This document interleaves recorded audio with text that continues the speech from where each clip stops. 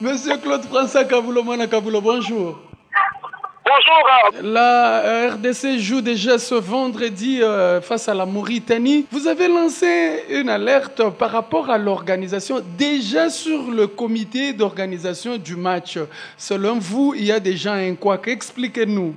Au niveau de la Confédération africaine de football, au niveau de la FIFA, l'organisation des matchs incombe à la fédération locale, non au ministère des Sports. On était surpris de voir un communiqué signé par le directeur de cabinet du ministre actuel, M. Ntole, qui est d'ailleurs de Lubumbashi, qui est venu de là. Il signe un communiqué annonçant ministre comme président du comité d'organisation, etc., etc.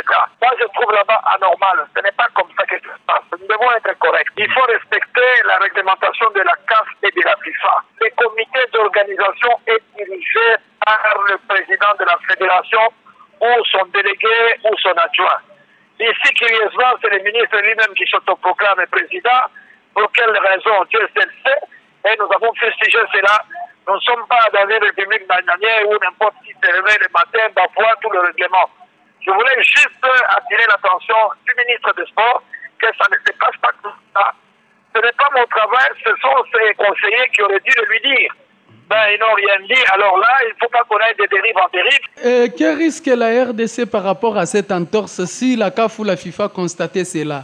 Non, mais la CAF va sanctionner, c'est clair, parce que nous ne serons pas la première fédération. Le dernier congrès de la FIFA, même en Afrique du Sud, il a sanctionné cette fédération à cause des émissions politiques.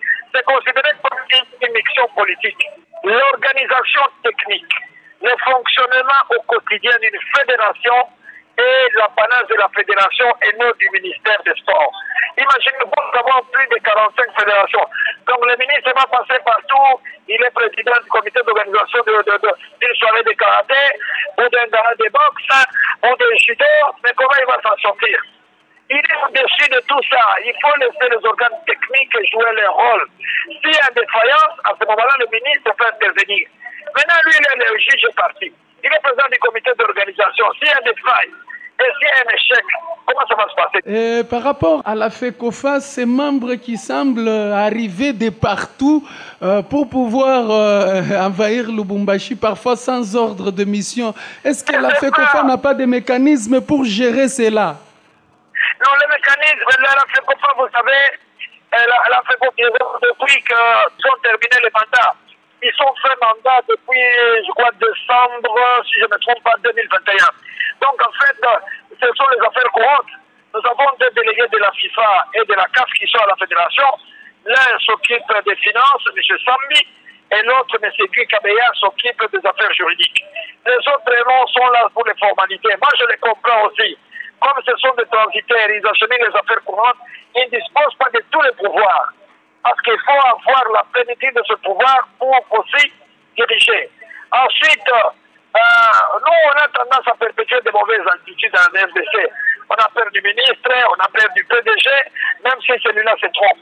Je pense que ceux qui sont là auraient dû jouer leur rôle. Mais il semble que notre ils devaient se réunir pour essayer de réajuster tout cela.